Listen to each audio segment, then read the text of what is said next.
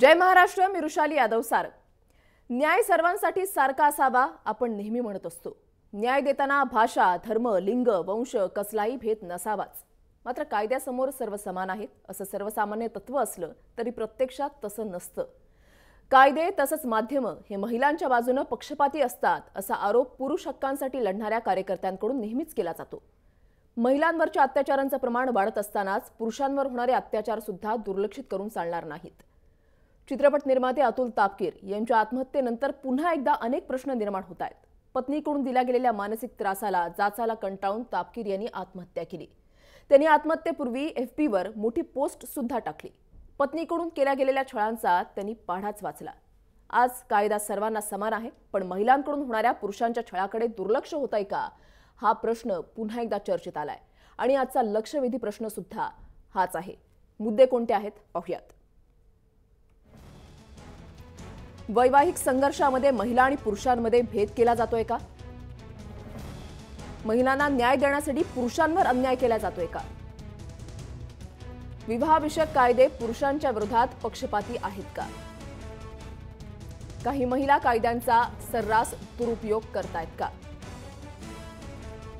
यावरच आमचा लक्षवेधी प्रश्न आहे की महिलांकडून होणाऱ्या पुरुषांच्या छळाकडे दुर्लक्ष होतंय का? तुम्ही सुद्धा या चर्चेमध्ये सहभागी होऊ शकता. @जयमहाराष्ट्रN या आमच्या ट्विटर हँडलवर आम्ही हा प्रश्न विचारलेला आहे.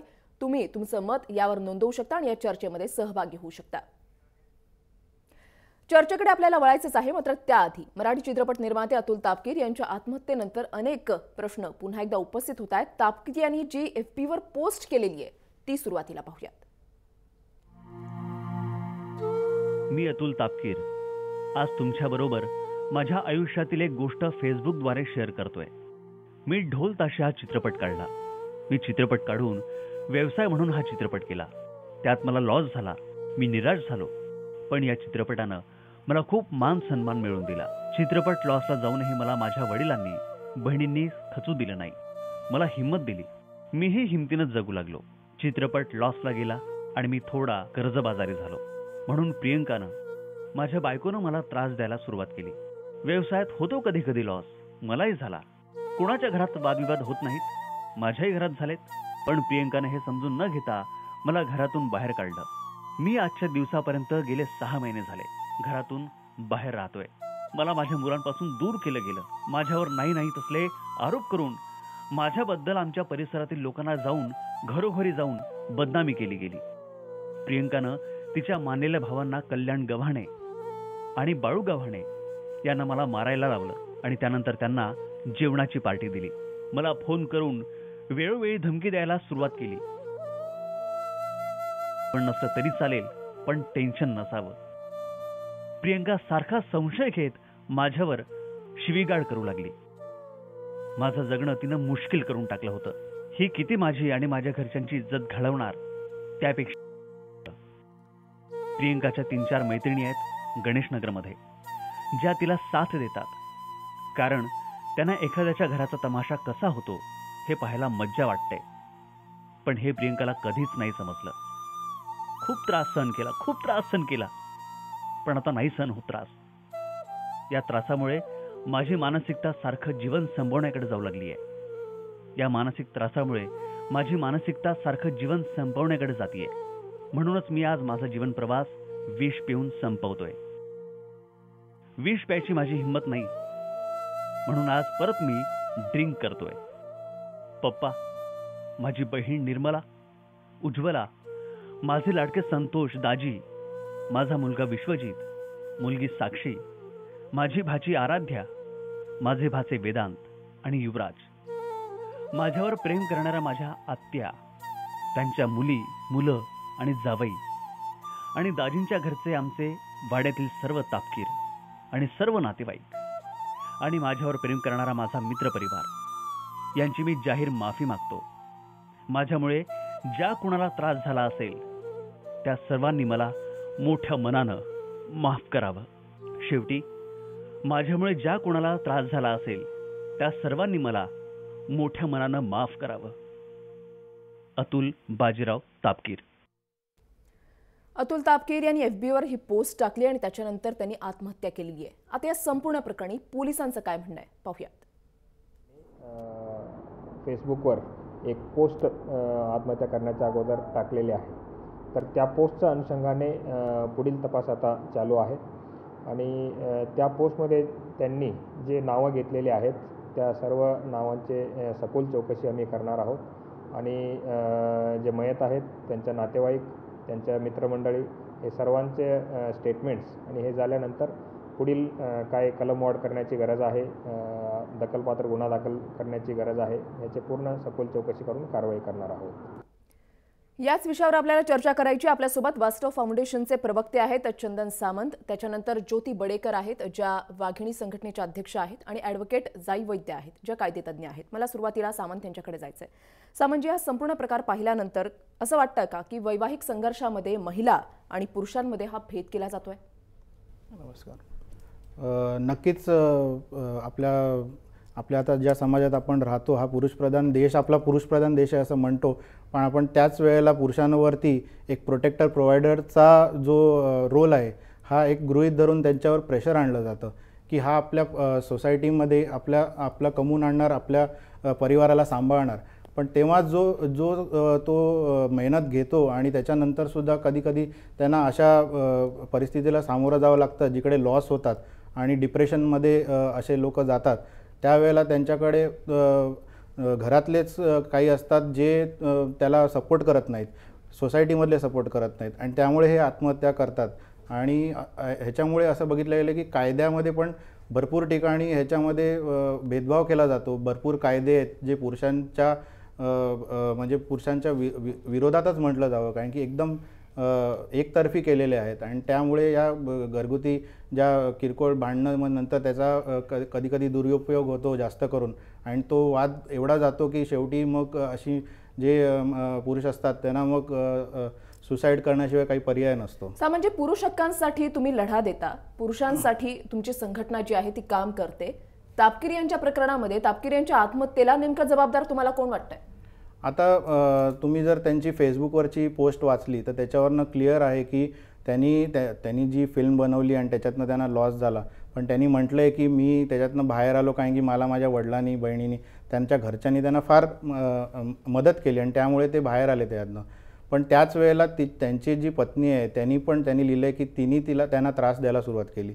खरं बघायला गेलं तर आज त्यांना लॉस असो किंवा फायदा असो काही असो कुठल्याही स्तरावर तिच्या पत्नीने त्यांना मदत करायला पाहिजे होती, पण ते न करता त्यांना भरपूर मानसिक त्रास आणि शारीरिक त्रास, त्यांना मारहाण झाली, त्यांना हे भरपूर त्रास सहन करावा लागला आणि त्यामुळे त्यांना हे शेवटी पाऊल त्यांना त्यांच्या मुलांना भेटायला देत नव्हते, त्यांना स्वतःच्या घरातून बाहेर काढलं होतं.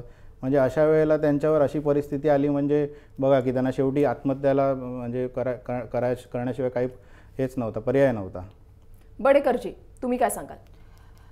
मला असं वाटतं की त्या एकतर कुटुंबामध्ये संवाद असणं गरजेचं आहे.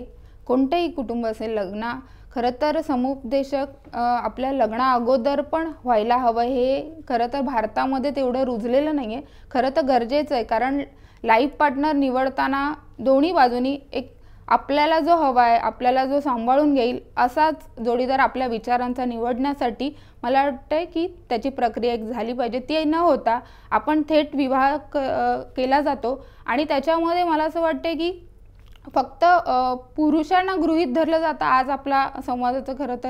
खरं तर मला असं वाटतं ते चुकीचं आहे, कारण आज आपण बघतो की महिलांना घराच्या बाहेर कमवण्यासाठी असेल ते पाठवलं जात नाही आणि त्यांच्या पोस्टमध्ये आपण बघतोय की त्यांनी घर खर्चासाठी वगैरे दिले, पण त्याच्यामध्ये हे जाणवतं की तिची बाजू आपल्याला कळत नाही. आपल्याला त्यांच्या पोस्टमधून हे जाणवते की ती त्रास देत होती किंवा तिचे भाऊ, पण तिची काय बाजू आहे ही आपल्याला समोर येत नाही आहे.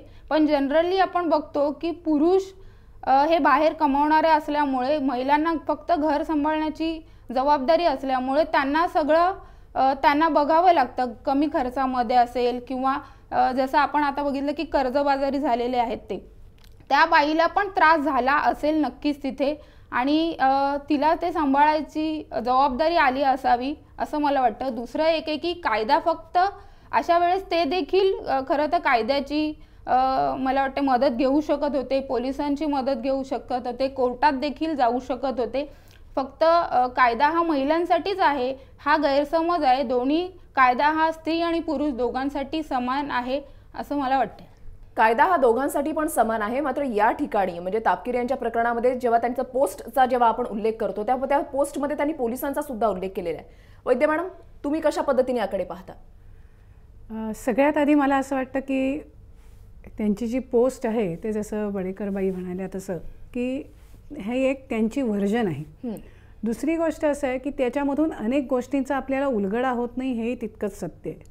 म्हणजे कितीतरी प्रश्न मलाही ती पोस्ट वाचून पडले की जर का 6 महिन्यापासून जर का हा त्रास होता किंवा त्याच्याही अगोदर मी जाईन की आपल्याला सिनेमा केल्यानंतर त्याच्यामधनं लॉस झाला, लॉसमधनं आपल्याला त्याचा मानसिक त्रास झाला, थोडंसं डिप्रेशन आलं असेल तर त्याच्याविषयी आपण काय काय केलं होतं. ठीक आहे, बहिणींनी वडिलांनी सपोर्ट केला आपल्याला, त्यांनी मदत केली, कुटुंबानी त्यांना साथ दिली, हा एक भाग झाला. पण या व्यतिरिक्तची काही गरज होती का? त्याच्यानंतर 6 महिन्यापासून ते वेगळे राहत होते, विभक्त राहत होते. मग या 6 महिन्यामध्ये त्यांनी काही काउन्सिलिंगचे प्रयत्न केले होते का? न्यायालयात गेले होते का? आपल्याला मुलं भेटत नसतील तर त्याच्यासाठी काही केलं होतं का? असे अनेक प्रश्न अनुत्तरित राहतात ही पोस्ट वाचताना. त्यामुळे मला असं वाटतं की आपण ही जी काही चर्चा करतोय ही फक्त या एका केसच्या अनुषंगाने न करता याच्या मागचं सामाजिक जे काही गणित आहे हे जास्त बघायला पाहिजे. कारण कुठलाही वैवाहिक समस्या जी असते ती कधीही एका जोडप्यापुरती मर्यादित नसते, त्याला अनेक कंगोरे असतात.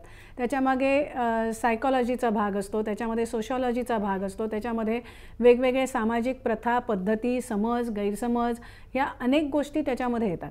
उदाहरणार्थ आता त्यांनी असंही म्हटलं आहे की माझी भरपूर बदनामी करण्यात आली, 4 लोकांना सांगण्यात आलं. नेमकं काय झालं होतं हे आजच्या घडीला आपल्यासमोर नाही आहे. जसं आपण मगाशी पोलिसांचा बाईट बघितला त्याच्यातही पोलिसांनी असंच म्हटलं आहे की ते त्याच्यावरती चौकशी करतायत आणि चौकशी केल्यावरती आपल्या पुढे मला वाटतं जास्त चित्र स्पष्ट होईल आणि मग आपल्याला काहीतरी. वैद्य मॅडम, आतापर्यंत तुम्ही अनेक केसेस हाताळलेल्या आहेत, अनेक मोठे अनुभव तुमच्या गाठीशी आहेत. या प्रकरणामध्ये हे प्रकरण पकडा किंवा आणि दुसरं कुठलंही, जेव्हा नवरा किंवा बायको आत्महत्येसारखा टोकाचा निर्णय घेतो तेव्हा त्याचा मूळ काय असतं? म्हणजे एवढा टोकाचा निर्णय घेण्यामागचं नेमकं कारण काय असतं?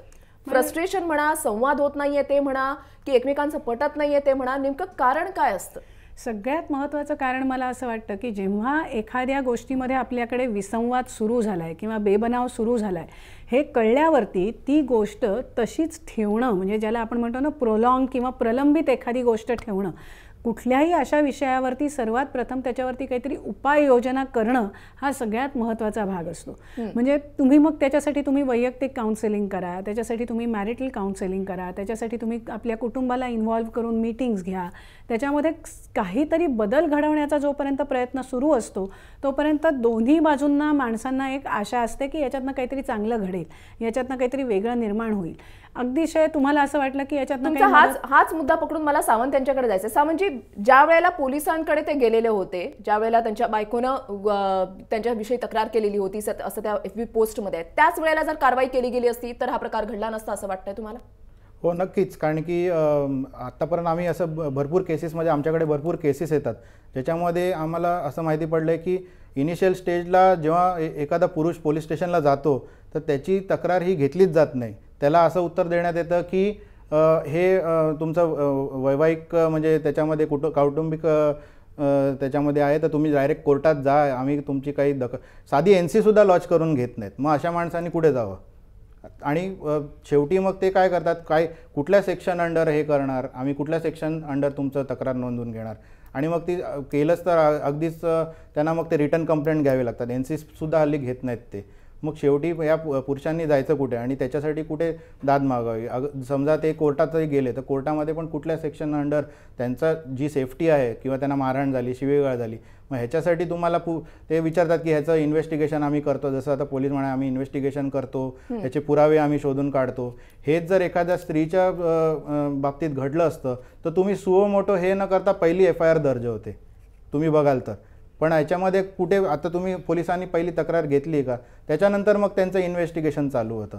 बऱ्याच केसेसमध्ये असंच होतं, जेव्हा एखादी स्त्री आली मला मारलं आहे किंवा मला जोडलं हे झालं तेव्हा तुम्ही कसे सुओ मोटो लगेच FIR दर्ज करतात, मग ती कोर्टात जाते, मग वर्षानुवर्ष त्याच्यावर इन्व्हेस्टिगेशन करतात, त्याच्यावर केस चालते. पण हे पुरुषांच्या बाबतीत का नाही होत? त्यांना का नाकारलं जातं? त्यांची साधी NC का घेतली जात नाही? बरोबर. म्हणजे पुरुषांच्या बाजूने कायदे नाही आहेत का किंवा पुरुषांवर अन्याय होतोय का या दृष्टीने सुद्धा आपल्याला चर्चा करायची. मात्र वेळ झाली एक छोटासा ब्रेक घेण्याची. कुठेही जाऊ नका, पाहत रहा जय महाराष्ट्र न्यूज.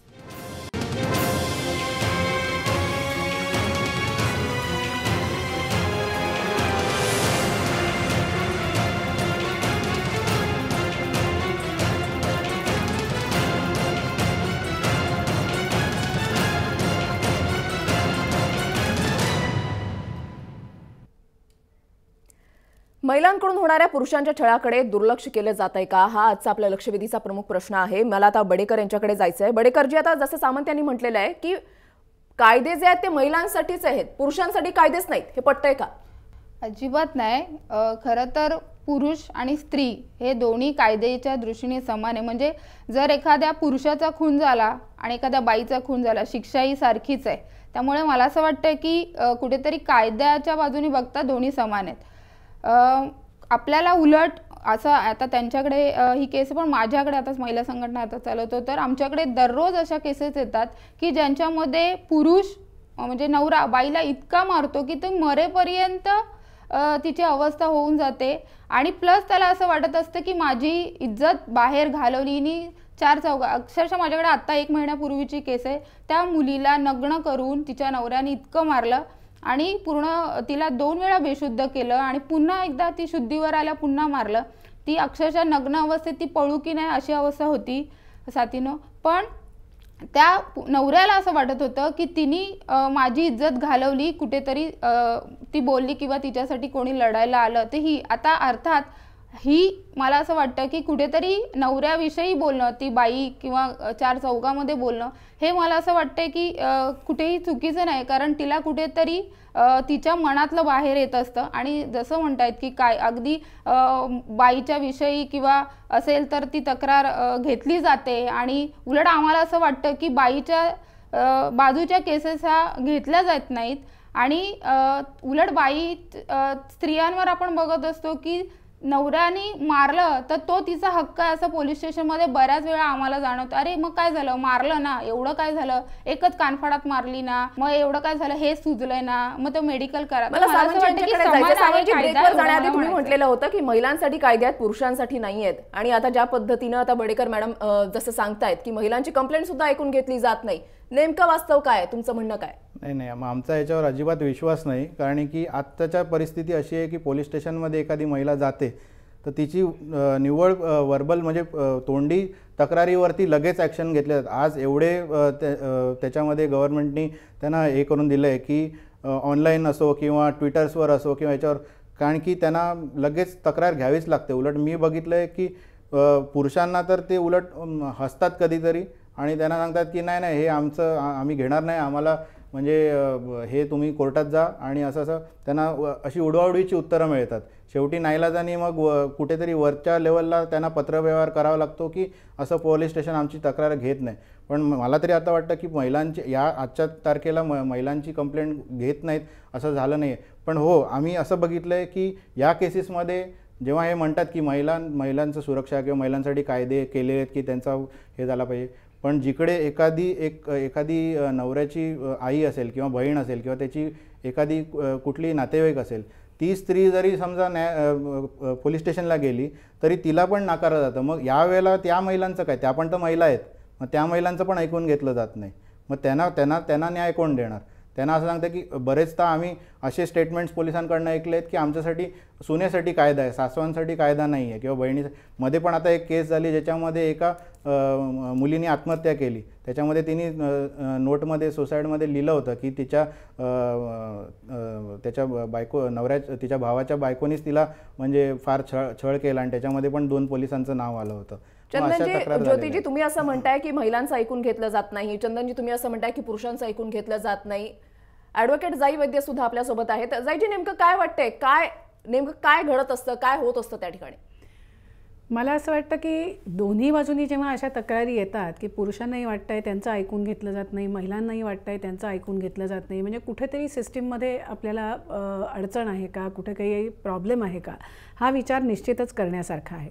दुसरी गोष्ट बऱ्याचदा असं आढळून येतं की कुठलीही घटना झाली किंवा नसली झाली तरी देखील दोन्ही बाजूंकडून वेगवेगळ्या प्रकारच्या NC दाखल करून त्याचा काही कोर्टासाठी म्हणून किंवा न्यायालयासाठी पुरावा म्हणून उपयोग करण्यासाठी वेगवेगळ्या तक्रारी केल्या जातात. हा दुसरा भाग आहे. तिसरा भाग असा आहे की स्त्रियांच्या बाबतीत विशेषतः असं आढळून आलं आहे की कितीही मारहाण झाली असली किंवा कितीही त्रास झाला असला तरी देखील सुरुवातीला त्या मारामुळे किंवा त्या छळामुळे त्या तक्रार करायला येतात, पण त्याच्यानंतर मात्र शक्यतोवर त्यांचा प्रयत्न हा जुळवून घेण्याचा असतो. त्यामुळे बऱ्याचदा पोलिसांची अशी भूमिका असते की जेव्हा एखादा कौटुंबिक तक्रार जेव्हा समोर येते तेव्हा सध्या सुदैवाने असं झालं आहे की बऱ्याच पोलीस स्टेशन्समध्ये सध्या काउन्सेलिंगची सोय ही अशा कपल्ससाठी, जोडप्यांसाठी उपलब्ध करून दिलेली आहे. त्यामुळे बऱ्याचदा पोलिसांचा दृष्टिकोन हा त्यांना समुपदेशनासाठी पाठवण्याचा असतो. बऱ्याचदा असंही होतं की दोन्ही बाजूंच्या तक्रारींमधून त्यातनं काही सामोपचारांनी मिटवता येतं आहे का, असंही होतं. त्यामुळे या सगळ्याच गोष्टी मी म्हटलं त्याप्रमाणे कुठलीही आपल्याला एक ब्लॅक अँड व्हाईट जसं आपण म्हणतो किंवा अगदी वॉटर टाईट कंपार्टमेंट्स की हो हे असंच आहे, हे असंच आहे, हे आपण म्हणणं खरोखर कठीण आहे. कारण वेगवेगळे अँगल्स याच्यामध्ये असतात. आणि दुसरी गोष्ट म्हणजे प्रत्येक घटनेची शहानिशा करणं, त्यात नेमकं खरं काय ते तुम्ही जो मुद्दा या ठिकाणी उपस्थित केला की सिस्टीममध्येच काही दोष आहे की काय असा प्रश्न पडू लागलेला आहे. कारण अतुल तापकीर यांच्या ज्या बहीण आहेत निर्मला अग्रवाल, त्यांनी आमचे प्रतिनिधी अक्षय कुडकेलवार यांच्यासोबत संवाद साधलेला होता. त्यांनी आपलं म्हणणं मांडलेलं होतं की नेमकं आपला भाऊ कोणत्या वेदनेतून, कोणत्या प्रकारातून जात होता ते आता आपण पाहूयात. चित्रपट निर्माते अतुल तापकीर यांनी काल आत्महत्या केली. आत्महत्येपूर्वी त्यांनी फेसबुकवर एक पोस्ट सुद्धा लिहून ठेवली होती. नेमकं काय हे प्रकरण आहे आणि त्यांच्या घरच्यांची काय प्रतिक्रिया या सगळ्या संदर्भात जाणून घेऊया. त्यांच्या बहीण निर्मला अग्रवाल आपल्यासोबत आहेत. ताई, नेमकं हे काय, का त्यांनी आत्महत्या केली, काय त्यांना त्रास होता घरात? त्रास त्याला काहीही नव्हता. त्यांची नवरा बायकोंची घरगुती भांडणं, नॉर्मल भांडणं, त्या भांडणाला त्याच्या बायकोने खूप म्हणजे असं खालच्या स्टेपला नेलं की जेणेकरून तिचे भाऊ जे आहेत गुन्हेगारीमध्ये गुंडगिरी करतात ते, त्यांना तिने सांगितलं की हे मला त्रास देतात ते. त्याच्यामुळे मग तिचे भाऊ कल्याण गव्हाणे, बाळू गव्हाणे आणि बापू थिगळे हे 3 जण आले. त्यांनी माझ्या भावाला मारहाण केली आणि वरून त्याला धमकी दिलेली आहे, परत जर तू आमच्या बहिणीला जर काही त्रास दिला किंवा काय तर तू जीवाशी गेलेला असेल याचा विचार फक्त कर. तो म्हटला बरं ठीक आहे, मी नाही आता इथून पुढं हे करा, फक्त मला माझ्या पोरांशी भेटून देत जावा, बोलून देत जावा. तरी त्यांनी सांगितलं अजिबात मुलांशीही तू चर्चा करायची नाही, तुझी पोरांना तू फक्त बघायचं तर डोळ्यासामने बघत येतं, त्यांच्याबरोबर भाषण वगैरे करायचे नाही. तर आणि त्याला परत सांगितलं तुझा जिन्यानी वरती जर गेला तर तू जीवाशी गेलेला असणार आहे. तिच्या घरामध्ये 1 नाही 10 जण येऊन तर तिने कोणाबरोबर काही करू, त्याच्याशी तुझा विचारायचा काही संबंध नाही आहे. आमच्या दादाने तेही मान्य केलं. नंतर परत आमचा दादा बालाजीला गेला, तिकडनं त्यांनी मुलांना फोन लावला, मी पोरांना खेळणी घेतली, मुलं त्याच्याबरोबर चांगली बोलली. तिथून त्याची बायकोने त्याच्याबरोबर परत फोनवरती भांडण केलं आणि तिने कोंडवा पोलीस चौकीमध्ये माझ्या भावाविषयी कंप्लेंट केली. त्या गोष्टीला, त्या धमकीला तो खूप घाबरला की तिचे भाऊ ते गुन्हेगारी भाईगिरीतले आहेत ते. त्या काचाने ते एकदम मनाला म्हणजे असं आहे एकदम खच्ची होऊन गेला आणि त्या कारणास्तव माझा भाऊ आज या दुनियेमध्ये राहिलेला नाही आहे. आम्हाला एकुलता एक भाऊ होता. माझी आई पण वारलेली आहे. माझ्या आईला सुद्धा तिने खूप घाण शिव्या दिलेले होते. माझ्या वडिलांची पण इज्जत रस्त्याला काढली, माझ्या वडिलांना पण नाही तसले बोललेली आहे. आणि एवढं होऊन सुद्धा माझे वडील आणि भाऊ तिला दर महिन्यात 10,000 रुपये देत होते. त्या 10,000मधून तिने गाडी घेतली, फक्त आयुष्य आराम केले ना. त्या पोरांना कधी नीट अन्न पाणी दिलं का ना माझ्या भावाजवळ येऊन दिलेलं. हात जोडून विनंती आहे की माझ्या भावाला न्याय मिळवून द्यावा. फक्त लेडीजची बाजू तुम्ही ऐकून घेऊ नका, त्याची मागची काय पार्श्वभूमी आहे ना ती तुम्ही समजून घ्या. हात जोडून विनंती आहे, माझ्या भावाला न्याय मिळवून द्या. पोलिसांनी काल कुठल्या प्रकारे पोलिसांनी तुमच्याकडनं माहिती जाणून घेतली का? आणि तुमची आता तुम्ही पोलीस स्टेशनमध्ये आला आहात, नेमकी काय भूमिका असेल या पुढची? भावाला न्याय मिळवून द्यावा याच्यासाठीच आम्ही हे केलेलं आहे. अतिशय भाऊक आणि दुःखामध्ये त्यांचा परिवार आहे अतुल तापकीर यांचा, आणि त्यांना आता प्रतीक्षा आहे ती अतुल तापकीर यांच्या ज्या आत्महत्येला न्याय मिळण्याची. व्हिडिओ जर्नलिस्ट अमोल धर्माधिकारीसह मी अक्षय कुडकेलवार, जय महाराष्ट्र, पुणे. फक्त महिलांचीच बाजू ऐकून घेऊ नका असं एक बहीण जी आहे ती रडत सांगते, ती न्यायाची मागणी करते. ज्योतीजी, आपण ऐकलेलं आहे निर्मला अग्रवाल यांनी काय म्हटलेलं आहे. एक महिलेनंच महिलेविषयी सांगितलेलं आहे कशा पद्धतीनं अत्याचार केले जात होते. योग्य वाटतं का? एकतर मला असं वाटतं ह्या सगळ्या तापकीर परिवाराच्या दुःखामध्ये आपण सगळेच सामील आहोत. एक दुसरं मला असं वाटतं की जे म्हणतायत की त्या तिचे भाऊ वगैरे त्यांना धमकवत होते, तर नक्कीच कायदेशीर कारवाई तिथे व्हायलाच पाहिजे. आणि मला असं वाटतं की दुसरी एक बाजू आहे की अजून त्यांच्याविषयीचं आपल्याला माहिती नाही. ही त्यांची सुसाईड नोट आहे आणि आपण त्याच्यावर चर्चा करत आहोत. त्यामुळे मला असं वाटतं की जे कायदेशीर आहे ते होणारच. दुसरं आहे की तुम्ही म्हणालात की महिला आहे. मला असं वाटतं की बऱ्याचदा एक वाक्य नेहमीच ऐकायला येतं की महिलाच महिलेची शत्रू आहे. मात्र तिला नक्कीच ह्या महिला भावाविषयी त्या लढत आहेत, त्यांना न्याय मिळावा ह्याच्याबद्दल आपलं कोणाचं दुमत नाही. मात्र जसं मी म्हणते की महिलाच महिलेची शत्रू आहे हे वाक्य वारंवार येत असतं. खरं तर तसं न होता त्या खरं तर हे फक्त शत्रुत्वाच्या मुद्द्यातून त्यांनी मांडलेलं असं वाटतंय तुम्हाला? नाही, मला असं वाटतं की कारण आपल्याला जनरली हे वाक्य येतं आणि सगळीकडे असतं की महिलेच महिलेची शत्रू आहे. आणि मला असं वाटतं की तसं न होता खरं तर त्या मैत्रिणीच आहेत.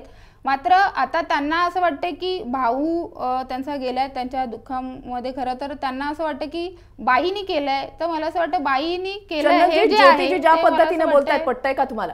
नाही, अजिबात म्हणजे ह्याच्यामध्ये काही हे नाही. कारण की महिलेची शत्रू म्हणण्यापेक्षा आता आजकाल असं झालेलं आहे की जे स्त्रीवादी आहेत किंवा आपण म्हणतो की ज्या संघटना स्त्रियांसाठी, त्यांनीच आता अशी एक हवा तयार केलेली आहे की फक्त म्हणजे महिला, आता ते सोसायटीमध्ये तुम्ही जाल तर तो माइंडसेट असा तयार केलेला आहे की सगळे पुरुष वाईटच असतात. मग बायकांनी काही झालं की मग तो कोणी असो की मग तो पुरुषाकडे त्याच नजरेने बघतो की बाबा ह्यानीच काहीतरी केलं असेल. पोलीस स्टेशनला पण आज एखादा पुरुष जातो तर त्याच्याकडे पण नाही बाबा तूच काहीतरी केलं असेल असं कसं ही म्हणजे इनिशियल स्टेजला हेच दाबण्यात येतं की बाबा महिलेनी जे कंप्लेंट केली तीच खरी मानली जाते की हां ह्यांनी काहीतरी केलं त्याशिवाय महिलेनी.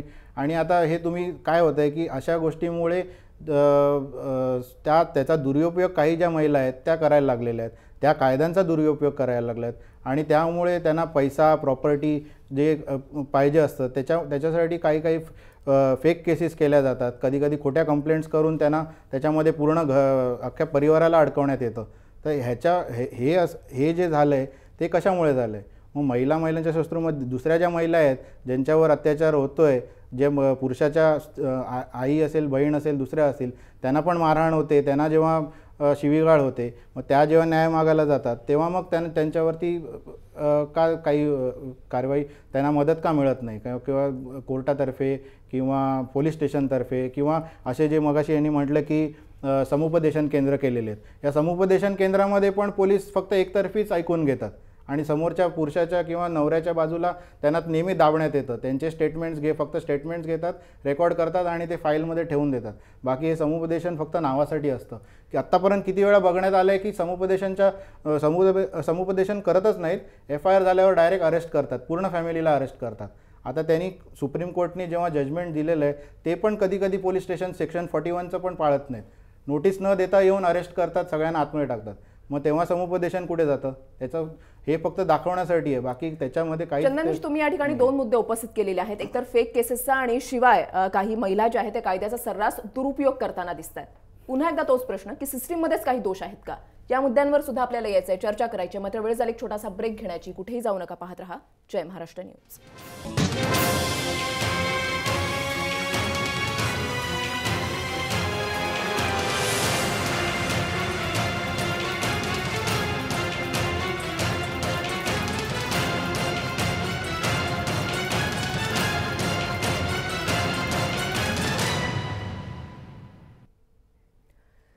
महिलांकडून होणाऱ्या पुरुषांच्या छळाकडे दुर्लक्ष होतंय का, या मुद्द्यावर आपण चर्चा करतोय. मला ज्योती बडेकर यांच्याकडे जायचं आहे. ज्योतीजी, ब्रेकवर जाण्याआधी चंदनजी यांनी जो प्रश्न उपस्थित केलेला आहे की काही महिलांकडून सर्रासपणे कायद्याचं उल्लंघन केलं जात आहे, कायद्याचा दुरुपयोग त्यांच्याकडून केला जातोय असं त्यांचं म्हणणं आहे, काय बोलाल? एक तर त्यांनी काही महिला शब्द वापरून खरं तर आभारच व्यक्त करेन त्यांचे.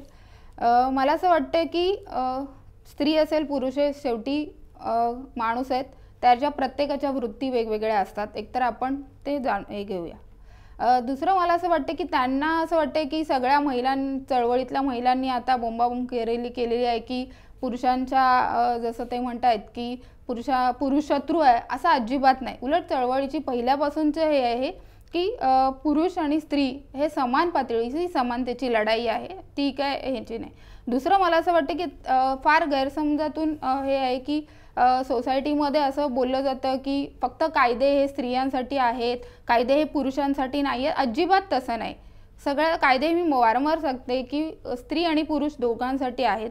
तक्रारी देखील उलट आपल्याला जाणवतं, जसं मगाशी पण म्हणाली की महिलांच्या तक्रारी घेतल्या जात नाहीत. कारण का, जसं ताई देखील म्हणाल्या की महिला ह्या पहिल्या तर अक्षरशः इतक्या सहन करतात, मारहाण असेल, मानसिक त्रास तर हा होतच असतो, पण त्यांना इतकं मारलं जातं तरी देखील त्या सहन करतात. कारण त्यांना हे कुठेतरी एक आपल्याला रुजवलेलं असतं स्त्रियांमध्ये की तुम्हाला घर टिकवायचं आहे, तू दिल्या घरी तू कसंही कर पण तुझं प्रेतच बाहेर आलं पाहिजे. ही जी मानसिकता आहे त्या भोवती उलट स्त्रिया ह्या गुरफटलेल्या असतात. त्यांना बाहेर तुम्ही जगू शकता, तुम्ही लढू शकता, तुम्ही कुठेतरी स्वतःचं जगणं जगायला पाहिजे हे सांगताना देखील आज आम्हाला खरं तर नाकीने अत्याचाराप्रमाणे पुरुषांवर होणाऱ्या अत्याचारांकडे सुद्धा दुर्लक्ष करून चालणार नाही. या ठिकाणी मला ॲडव्होकेट जाई यांच्याकडे जायचंय. जाईजी, विवाहविषयक कायदे जे आहेत ते पुरुषांच्या विरोधात पक्षपाती आहेत का? अजिबात तसं मला वाटत नाही. उलट अनेक वेळेला आपल्याला दिसतं, अगदी साध्यातला साधा आपण कायदा जरी घेतला, एक पोटगीचा कायदा आपण घेऊ, तर हिंदू विवाह कायद्यामध्ये पुरुष आणि स्त्री दोघंही एकमेकांकडनं पोटगी मागू शकतात. त्याप्रमाणेच जिथे जिथे पोटगीचा कायदा येतो तिथे तिथे बऱ्याचदा आपल्याला असं दिसतं की जर ती महिला कमवत नसेल तर, जर ती महिला स्वतःचा उदरनिर्वाह करण्यास सक्षम नसेल तरच तिला पोटगी देण्यात यावी. अगदी आपण डोमेस्टिक व्हायलन्स ॲक्ट जो आता नवीन आला आहे त्याचं जरी उदाहरण घेतलं तरी तिकडेही आपल्याला असं दिसतं की जर अशी घटना घडल्याचं प्रायमा फेसी सिद्ध झालं तरच त्याच्याविषयीचं काही रिलीफ्स कोर्टाने द्यावेत आणि त्याच्यातसुद्धा कोर्टाने त्याची कारणं द्यायची असतात. म्हणजे कुठेही आपल्याला असं कायद्यांचं जर का आपण अभ्यास करायला घेतला तर पूर्णपणे पक्षपाती कायदे आहेत आणि त्यातनं पुरुषांना कुठल्याही प्रकारचा वाव राहिलेला नाही असं आपण म्हणू शकणार नाही. याच्यासाठी आणखीन एक आपल्याला लक्षात घ्यायला हवं की बऱ्याच कोर्टांनी हे जे काही सावंत साहेबांनी जी काही उदाहरणं सांगितली त्यांचाही विचार करून, जे पूर्वी असा एक हे होता की डोमेस्टिक व्हायलन्स ॲक्ट खाली फक्त सून घरची दावा दाखल करू शकते, तर तसं न करता आज जर का पुरुषाच्या नातेवाईकांना जर का सुनेकडनं त्रास होत असेल, उदाहरणार्थ सासू असेल, नणंद असेल, इतर जावा असतील, तर त्यासुद्धा तक्रार दाखल करू शकतात. त्यामुळे डोमेस्टिक व्हायलन्स ॲक्ट हा घरगुती हिंसाचाराविरुद्धचा कायदा आहे आणि कुठल्याही नात्यांपैकी एकाच नात्याला प्रोटेक्ट करण्यासाठीचा हा कायदा नाही आहे. हे सुद्धा आता न्यायालयाने स्पष्ट केलं. हाच मुद्दा पकडून मला चंदनजी यांच्याकडे यायचं आहे. चंदनजी, ज्योतिजी म्हणतात की महिलांवर अत्याचार सर्वाधिक होतात, महिला काही बाहेर जाऊन जास्त काही बोलत नाहीत. त्याच्यानंतर आपल्यासोबत जाई वैद्य आहेत. जाईजी यांचं म्हणणं आहे की कायदे जे आहेत ते पक्षपाती नाही आहेत. मग आता नेमकं काय, कुठे अडतंय, नेमकं काय झालं पाहिजे?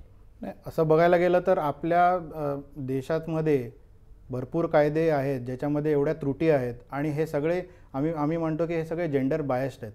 बऱ्याचशा कंट्रीजमध्ये सगळे लॉज हे जेंडर न्यूट्रल असतात. त्याच्यामध्ये क्लॉज, पनिशमेंट क्लॉज सगळ्यांसाठी. आज जर तुम्ही स्त्री पुरुष समानता म्हणता, कायदे सगळ्यांसाठी समान, पण ह्याच्यामध्ये मग स्त्री एक आढळलं की स्त्री जर गुन्हा करते तर स्त्रीसाठी पनिशमेंट क्लॉज काय, किंवा पुरुषाचा आज डोमेस्टिक व्हायलन्स जसं मॅडम म्हणाल्या तर डोमेस्टिक व्हायलन्स हा जेंडर न्यूट्रल नाहीच आहे, वन सायडेड आहे. मग पुरुषांसाठी डोमेस्टिक व्हायलन्स तुम्ही असं मानता का की पुरुषांबरोबर डोमेस्टिक व्हायलन्स होतच नाही किंवा पुरुषांवरती अत्याचार होतच नाही, असं हे झिरो मांडण्यात आणलं आहे की काय? त्याच्यासाठी काही कायदा आहे का की जिकडे पुरुषसुद्धा, आणि आता जो नवीन काही जजमेंट्स आले असतील पण हे फार एकदम किरकोळ आहेत, म्हणजे जिकडे दुर्लक्षच केलं जातं. म्हणजे सासूनी एखाद्या डोमेस्टिक त्या केसेस स्टँडच होत नाहीत आणि त्यांना काही रिलीफच मिळत नाही. आणि जसं मगाशी मॅडम म्हणाला की इंटरिम प्रायमा फेसी हे आहे आजकाल, म्हणजे आपली ज्युडिशियल सिस्टीममध्ये पण मॅजिस्ट्रेट्स आणि जजेसचं माइंडसेट असं झालेलं आहे की ते महिलांना एक सिंपती किंवा त्यांना स्पेशल स्टेटस देण्यात येतं आणि प्रायमा फेसी त्याचं काही हे करता बघत नाहीत आणि लगेच इंटरिम ऑर्डर्स पास केले जातात. त्याच्यामध्ये कित्येक महिला खोटं सांगतात की मी घरी बसलेले, मी हाऊसवाईफ आहेत, पण त्या कमवत असतात. हे बघायला कोणी जात नाही. आणि त्या डोमेस्टिक व्हायलन्समध्ये ॲक्टमध्ये जो कायदा तुम्हाला 2 महिन्यात संपवायचा आहे तर 2-2 वर्षापर्यंत इंटरिम एकदा पास झालं, पैसा पुरुषाकडनं हजबंडकडनं येत राहिला इंटरिम, की मग ती केस 2-2 वर्षापर्यंत खेचत राहायची, 3-3 वर्षापर्यंत खेचत राहायची. त्याला काही अर्थ नाही आहे. आणि तुम्ही सांगता की आज भरपूर मेंटेनन्स हा पुरुषाला पण बायकोकडनं मिळायला पाहिजे, ह्याची पण फार एकदम त्याची जर पर्सेंटेज बघायला गेलात तर ते त्या केसेस भरपूर कमी आहेत. कधीच असं होत नाही. त्याच्यामध्ये मिळाली तर तो एकदम गरीब असेल काय असेल तर त्याला 2000-5000 मध्ये एखादा एक केस आलेली ती पुण्याची किंवा असं आहे की जिकडे ती बाई डॉक्टर असेल किंवा मोठ्या पदावर असेल आणि काही झालं असेल तर ते. बाकी असं जनरली बघायला गेलं तर असा या कायद्याचा काही फायदाच नाही आहे. म्हणूनच आपण जे म्हटलं ना की सामाजिक त्यातला भाग जो आहे तो आणि कायद्याचा भाग हे दोन्ही पूर्णपणे वेगळे राहतात. हो, म्हणून त्याच्यासाठी दोन्हीचं जेव्हा एकत्रितकरण होऊन त्यामुळे त्याच्यासाठी प्रत्येक केस ही आपल्याला वेगळी बघावीच लागते. कारण सगळ्या घटना या जशा एकाच मोजमापाला लावता येत नाही तसं प्रत्येक सगळे कायदे हे सगळ्या घटनांनाही लावता येणार नाही आहेत आपल्याला. त्यामुळे आपण जेव्हा म्हणतो की कायदा पक्षपाती आहे का तर याचं उत्तर आपल्याला नाही द्यायला लागेल. पण जर आपण असं बघितलं किंवा आता त्यांनी म्हटलं तसं डोमेस्टिक व्हायलन्स ॲक्ट तर याचं कारणं आहेत. त्याला काही कारणांमुळे हा घरगुती हिंसाचार कायदा इनफॅक्ट आपण जर का हिस्ट्री बघितली आणि कायद्याच्या दृष्टीने विचार केला तर सगळ्या देशांमध्ये म्हणजे जगातल्या अनेक देशांमध्ये डोमेस्टिक व्हायलन्स ॲक्ट घरगुती हिंसाचार विरोधी कायदा हा आल्यावरती सगळ्यात शेवटी भारतामध्ये आलेला आहे. त्यामुळे इनफॅक्ट म्हणजे मला असं आठवतं की इव्हन पाकिस्तानसारख्या किंवा बांगलादेशसारख्या देशांमध्ये सुद्धा कित्येक वेळा तो भारताच्या असे कायदे अगोदर आल्याचं आपल्याला उदाहरण दिसेल.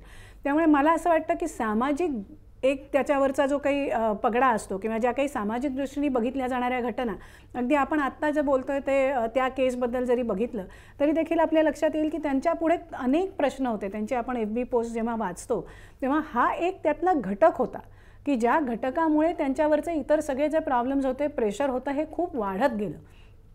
त्यामुळे मला असं वाटतं की आपण ह्याच्यामध्ये स्त्री आणि पुरुषांना एकमेकांच्या विरुद्ध उभं करण्याऐवजी आपल्याला हे लिंगभेदावरती कायदे आधारित आहेत का हे असं म्हणणं किंवा हे अशा आधारित आहेत हे म्हणणं हे खरोखर किती बरोबर ठरेल. कायद्याच्या दृष्टीने सर्वांगीण विकास करून आणि सर्व बाबींचा विचार करूनच जे आहे ते पुढे गेलं पाहिजे. कारण न्याय जो असतो तो लिंगभेद मानत नसतो, धर्म मानत नसतो किंवा वंश कसलाच भेद मानत नसतो. मात्र न्याय मिळताना महिलांना वेगळा न्याय पुरुषांना वेगळा न्याय हा नसावा. कायद्याच्या आपण याच्यामध्ये असताना कायद्याच्या चौकटीमध्ये असताना सर्वांनाच कायदे जे आहेत ते समान असतात. आणि याच मुद्द्यावर आपण एक प्रेक्षकांना आपला प्रश्न विचारलेला होता की महिलांकडून होणाऱ्या पुरुषांच्या छळाकडे दुर्लक्ष होत आहे का, तर महाराष्ट्राचा कौल काय आहे ते सुद्धा आपण जाणून घेण्याचा प्रयत्न करूयात. प्रश्न होता महिलांकडून होणाऱ्या पुरुषांच्या छळाकडे दुर्लक्ष होत आहे का.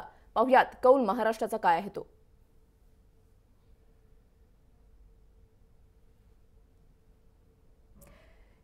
या ठिकाणी आपण पाहतोय 96% लोक म्हणतात की हो महिलांकडून होणाऱ्या पुरुषांच्या छळाकडे दुर्लक्ष होत आहे. त्याच्यामुळे चंदनजी तुम्ही जो मुद्दा उपस्थित केलेला होता नक्कीच या प्रश्नावर आता विचार करण्याची गरज आलेली आहे की खरंच जर असं होत असेल तर तडजोड म्हणण्यापेक्षा सामोपचारानं आणि संवादातून यावर मार्ग काढण्याची गरज आहे. तुम्ही तिघांनी सुद्धा तुमचा अमूल्य वेळ दिला त्याच्याबद्दल आपले आभार. वेळ झाली इथेच थांबण्याची. तुम्ही पाहत राहा जय महाराष्ट्र न्यूज.